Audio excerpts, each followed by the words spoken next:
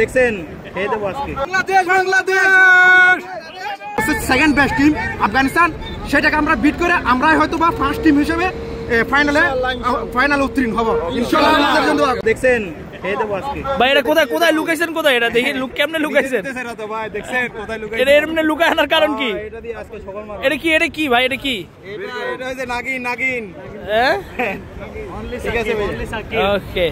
আমরা মনে করি এশিয়ার যেটা নম্বর 1 টিম যে ইন্ডিয়াকে হারিয়ে আজকে আমরা প্রমাণ করে দেবো আমরা এশিয়ার প্রথম টিম, এবং এই টি-20 কাপের মধ্যে আমরা প্রথম ফাইনাল হিসেবে নিশ্চিত করবো আজকে ইন্ডিয়াকে। শুধু আমাদের একটা আশা থাকবে যাতে কোনো রেফারির যাতে কোনো এমন কোনো সিদ্ধান্ত না আসে যেটা আমাদের বাংলাদেশের বিপক্ষে যায়।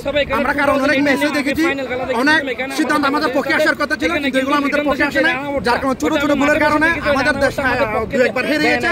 এমনকি 2000 মনে করেন ওই যে 15 সালে ওয়ার্ল্ড কাপেও এই নো বলের কারণে মারাত্মক একটা নো বল ছিল, পুরো নো বল ছিল, যেটা আমাদেরকে দেয় নাই, সেখানে আমাদের হারাতে হয়েছে। আমরা চাইবো ধরেন কোনো ডিসিশন যাতে আমাদের বিপক্ষে না যায়। ওয়ালটন এখন দেশের সীমানা পেরিয়ে পৌঁছে গিয়েছে 50টিরও বেশি দেশে। ওয়ালটন, ঘরে ঘরে বিশ্বজুড়ে। India India but Bangladesh, India Bangladesh, India India India Bangladesh win, Bangladesh পারবে কিনা আমরা শতভাগ আশা করবো যে লিটন দলে থাকবে ইনশাল্লাহ। আর দলে যদি নাও থাকে, যদি আল্লাহ যদি না চায় না থাকে, ইনশাল্লাহ আমরা এই পারভেজ ইমনকে নিয়ে আশা করবো ইনশাল্লাহ উনিও ভালো খেলবে লিটনের জায়গায়। এবং তানজিদ তামিম অনেক ফর্মে আছে, দেখতেছেন আমরা তৌহিদ হৃদয় অনেক ভালো ফর্মে আছে, এবং জাকের আলী অনেক, শামীম হোসেন পাটোয়ারি, কিন্তু অনেক ভালো ভালো ব্যাটসম্যান আমাদের রয়েছে, আমাদের সামর্থ্য আছে, আমাদের শক্তি আছে।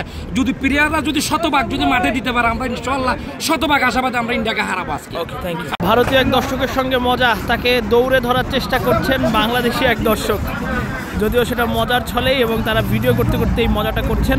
আর এরকম মজাই দেখা যাচ্ছে দুবাইয়ের স্টেডিয়ামে বাংলাদেশি দর্শক আর ভারতীয় দর্শকদের। তিনিও কিন্তু দৌড় দিয়েছেন বাংলাদেশি দর্শকদের দেখে,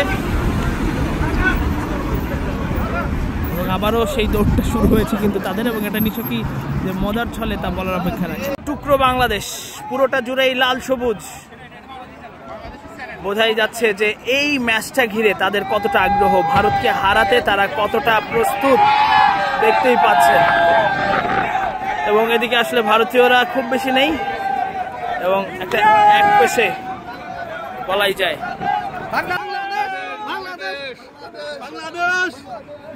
হচ্ছে ইন্ডিয়া বলতেছে ওরা নাকি এক পেশে ভাবে জিতে যাবে। ভাই এটা কোনোভাবেই পসিবল না। আমাদের বাংলাদেশের এখন আমাদের তানজিদ তামিম আছে, আমাদের সাইফ হাসান আছে, অত্যন্ত ভালো খেলে দেখার মতো। ভাই ভাই অভিষেক শর্মাকে আউট করবে বাংলাদেশের কোন বোলার? শর্মার জন্য আমাদের মুস্তাফিজ যথেষ্ট, বাস আর কই নাই।